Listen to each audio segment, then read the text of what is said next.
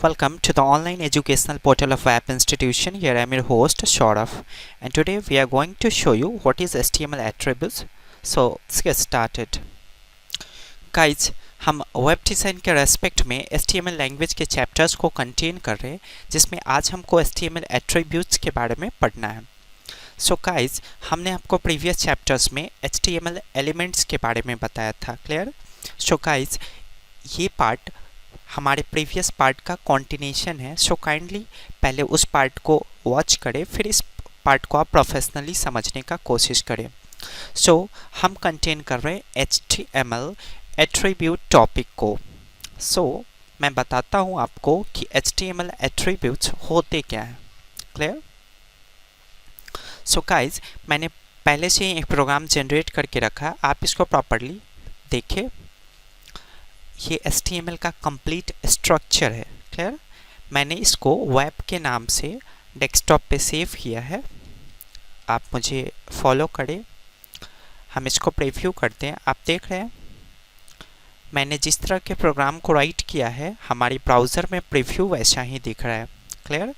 हमने title tag में attributes content को राइट किया है, इसलिए एट्रीब्यूट्स हमारे टाइटल टैग में नज़र आ रहा है. हमने बॉडी टैग के बीच में कुछ भी राइट नहीं किया, इसलिए हमारा वेब पेज अभी ब्लैंक है, क्योंकि हम जानते हैं बॉडी टैग से हमारा वेब पेज बनता है, यानी कि एक्टिवेट होता है. सो गाइज, आपको कंटेन करना है एट्रीब्यूट्स. सो एट्रीब्यूट्स के बारे में कुछ समझते हैं कि एट्रीब्यूट्स क्या कर सकते हैं. गाइज, HTML लैंग्वेज में एट्रीब्यूट्स का बहुत बड़ा इम्पोर्टेंस है. मीन्स अगर आपको HTML के एट्रीब्यूट्स के बारे में अच्छी तरह से नॉलेज हो गया, तो आप एट्रीब्यूट्स और टैग की मदद से आप अच्छे अच्छे वेबसाइट्स बिना किसी और लैंग्वेजेस की मदद से बना सकते हो. मीन्स एक वेबसाइट को बनाने के लिए बहुत सारे लैंग्वेजेस की आवश्यकता होती है. HTML में एट्रीब्यूट्स ही एक ऐसा फीचर्स है जिसमें किसी और लैंग्वेजेस के बिना हम सिर्फ HTML में ही अपने कंप्लीट वेबसाइट को बना सकते हैं. सो आप ऐसे समझो कि एट्रीब्यूट्स जो चैप्टर है वो आपका HTML का सबसे इम्पोर्टेंट चैप्टर है. क्लियर? सो गाइज, आप मुझे प्रॉपरली फॉलो करो कि मैं आपको अब क्या समझाता हूँ. एट्रीब्यूट्स इन्हेंसमेंट करने के लिए इस्तेमाल होते हैं किसी भी एलिमेंट में. अब आप इसको अचीव करें प्रॉपरली. हमने क्या किया है, बॉडी टैग से एक वेब पेज को बनाया है.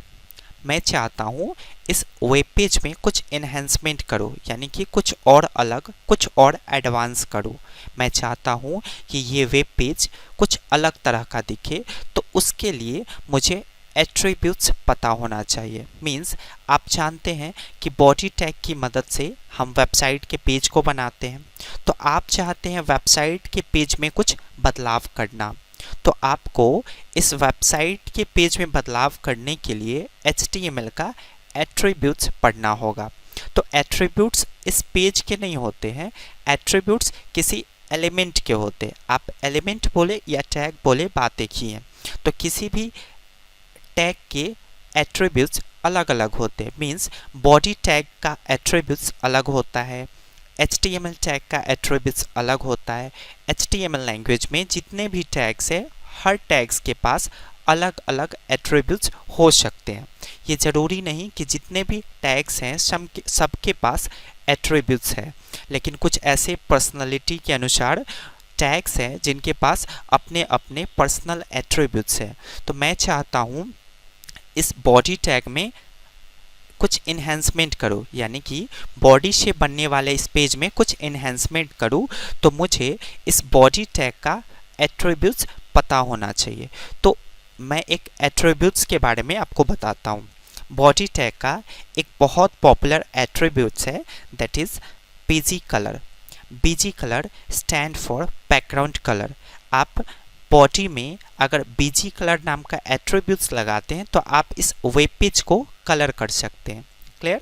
तो एक एट्रीब्यूट्स कभी भी किसी एलिमेंट के स्टार्ट टैग में लगता है, क्लोजिंग टैग में कभी भी हम एट्रीब्यूट्स का यूज नहीं कर सकते हैं.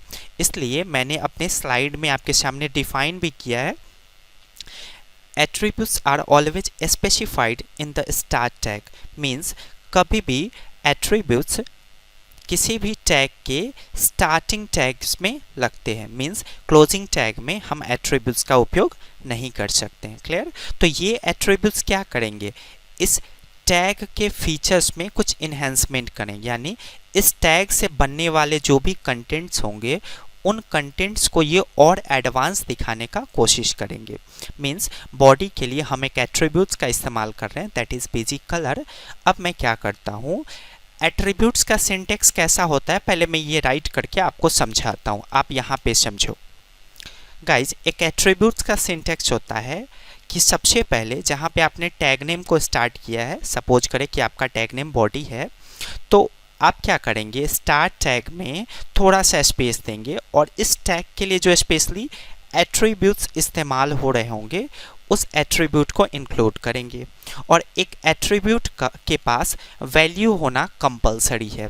मींस आपने एट्रीब्यूट्स लिखा है BG colour stands for background colour, तो वैल्यू एक मीनिंगफुल कंटेंट होते हैं किसी भी एट्रीब्यूट्स के लिए। अब आप एक्सपेक्ट कर रहे हैं कि बीजी कलर हमने लगा दिया तो हमारा बॉडी कलर हो जाएगा, लेकिन कौन सा कलर होगा ये आप कैसे बताओगे, तो ये बताते हैं हम वैल्यू के रूप में। और वैल्यू एट्रीब्यूट्स का हमेशा डुअल कोड से घिरे हुए रहते हैं। तो मैं यहाँ पे कुछ कलर्स का नाम लिख सकता हूँ। क्लियर? तो ये जो आप देख रहे हो ये आपके एट्रीब्यूट्स का सिंटेक्स है। मींस आपको सबसे पहले किसी टैग नेम को लिखना है, सपोज करें बॉडी, फिर बॉडी के लिए जो एट्रीब्यूट्स है वो आपको राइट करनी है। जैसे आपने बॉडी के लिए एक एट्रीब्यूट्स राइट किया बीजी कलर, उसी तरह से एज पर कंटेंट वैल्यू अगर आप डिफाइन करना चाहते हो तो वैल्यू डिफाइन करने से पहले आपको इक्वल का साइन देना होगा। फिर इस बीजी कलर के लिए जो भी वैल्यूज़ आपको राइट करनी है उस वैल्यूज़ को आप डुअल कोड के अंदर में राइट करोगे। तो सपोज दैट मैं यहाँ पे वैल्यू राइट कर रहा हूँ इस एट्रीब्यूट का रेड। इसका मतलब है कि बीजी कलर का काम है बैकग्राउंड को कलर करना, लेकिन ये एट्रीब्यूट्स है। एट्रीब्यूट्स कभी भी अकेले नहीं होते हैं, मीन्स वो किसी टैग्स के साथ ही लगते हैं और कभी भी एट्रीब्यूट्स स्टार्ट टैग के साथ लगेंगे, क्लोजिंग टैग के साथ कभी नहीं लगेंगे। क्लियर? सो अब आप क्या एक्सपेक्ट कर रहे हैं, आप एक्सपेक्ट कर रहे होंगे कि बीजी कलर रेड हमने लिखा तो इसका मतलब है बैकग्राउंड कलर रेड आएगा। किसका बैकग्राउंड कलर रेड आएगा? तो बॉडी का। क्यों? क्योंकि हमने BG colour is equal to red का इस्तेमाल बॉडी टैग के साथ किया है। अगर मैं हेड के साथ करता तो हेड का बैकग्राउंड कलर रेड होता। अगर मैं HTML के साथ करता तो HTML का बैकग्राउंड कलर रेड हो जाता। मीन्स लेकिन मैं ऐसा नहीं कर सकता हूँ, क्योंकि हमने आपको प्रीवियसली बताया कि एक एट्रीब्यूट्स हर टैग्स के लिए अलग अलग होते हैं। ये ज़रूरी नहीं कि जिस एट्रीब्यूट्स का हमने बॉडी के साथ इस्तेमाल किया है वो एट्रीब्यूट्स हेड में भी लगे, वो एट्रीब्यूट्स HTML में भी लगे। ये गलत है। मीन्स एट्रीब्यूट्स हर टैग के लिए अलग अलग होते हैं और कभी भी लॉक सिर्फ टैग होते हैं, एट्रीब्यूट्स कभी भी लॉक नहीं होते हैं। तो एट्रीब्यूट्स का सिंटेक्स आपने क्या सीखा, किसी भी टैग के साथ, किसी भी स्टार्ट टैग के साथ आपको क्या करना है, थोड़ा सा स्पेस देना है, फिर उसके लायक जो एट्रीब्यूट्स होगा उस एट्रीब्यूट को ही इंक्लूड करना है।